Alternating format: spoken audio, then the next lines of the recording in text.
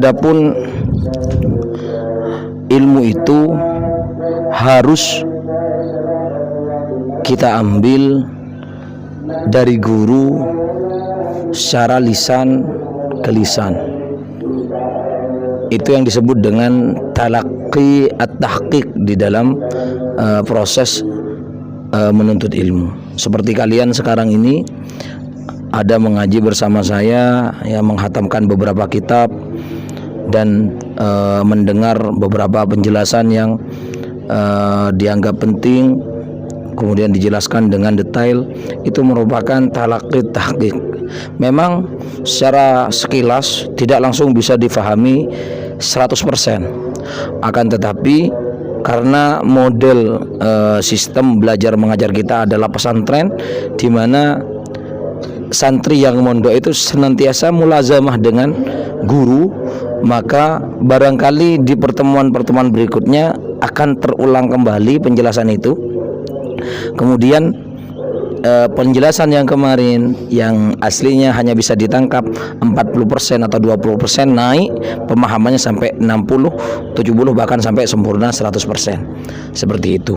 Bahkan ada penjelasan, ya, dari guru yang mungkin kita tidak bisa memahaminya selama bertahun-tahun di pondok, ya, di pondok tempat dia mengaji pertama, kemudian ketika dia pindah ke tempat mengaji yang kedua, misalkan pindah keluar kota atau pindah ke lain negara dan lain sebagainya, pemahaman-pemahaman yang dulu pernah dipupuk di pondok pesantren itu bisa semakin tumbuh dan semakin sempurna seperti itu. Jadi kita belajar itu tidak boleh berhenti.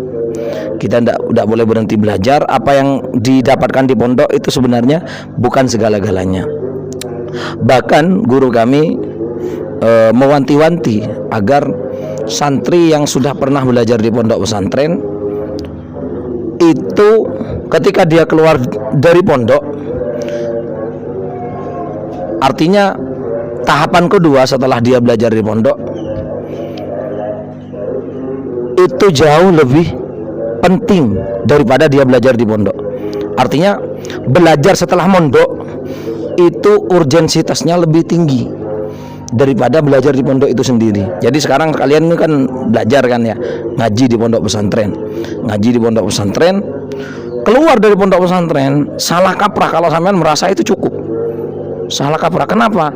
Karena barangkali, ya, apa yang kita pelajari di pondok pesantren itu sifatnya hanya mabadi atau landasan dasar saja dalam ilmu pengetahuan.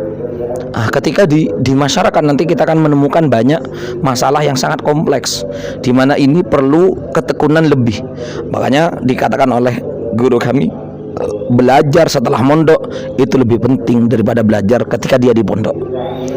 Yang pada intinya kita wajib belajar, seterusnya, bukan belajar berhenti setelah mondok sudah tidak belajar lagi, ya. Akhirnya apa? Ilmunya melempem. Gimana maksudnya ilmunya melempem itu? Ilmunya tidak bisa dia aktualisasikan, ilmunya tidak bisa dia terapkan, bahkan tidak diamalkan.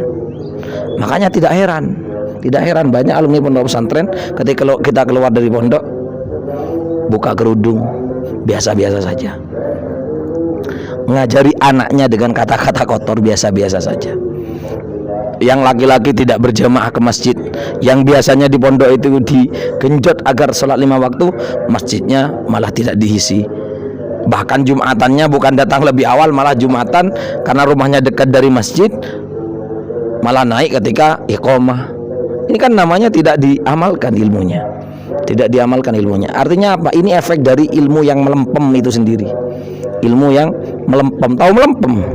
Melempem itu kayak kerupuk habis digoreng, ya, jangan matur ayam dibiarkan begitu teh sabay itu please, itu namanya melempem, ya. Makanya agar menghindari daripada kemelempeman ilmu ini, kita ada langkah untuk terus belajar, ya, terus berhubungan dengan guru walaupun sudah berhenti dari pondok pesantren, dan bisa cari guru yang lain ketika sampai nanti akan ditakdirkan di tempat yang berbeda, misalkan bukan di daerah Lumajang atau di luar Lumajang, dimanapun tempatnya sampean harus tetap belajar kepada guru di situ.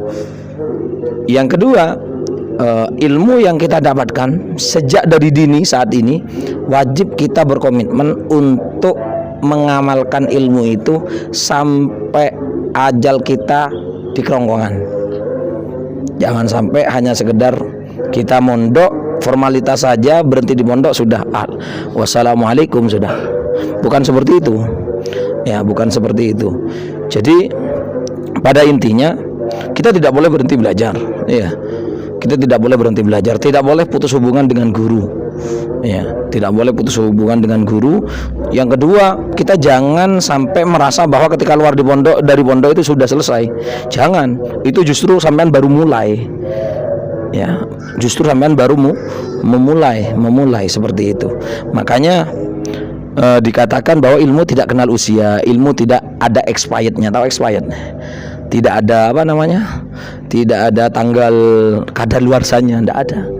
Makanya jangan sampai kita termasuk golongan orang-orang yang ketika belajar menimba ilmu pada akhirnya ilmunya melempem. Ciri-cirinya ilmu melempem sampean tahu enggak? Ini nanti kalau liburan ini nanti sampean gimana ilmunya? Betul-betul bisa dijalankan apa yang di pondok aktivitasnya, atau di rumah malah kayak apa ya, saya tidak tahu.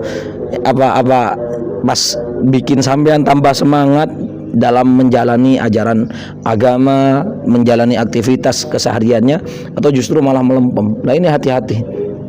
Itu menjadi introspeksi dan pelajaran penting kita ketika kita masih mondok kemudian liburan. Lihat liburannya. Kalau liburan sampean itu giat, liburan sampean itu diisi dengan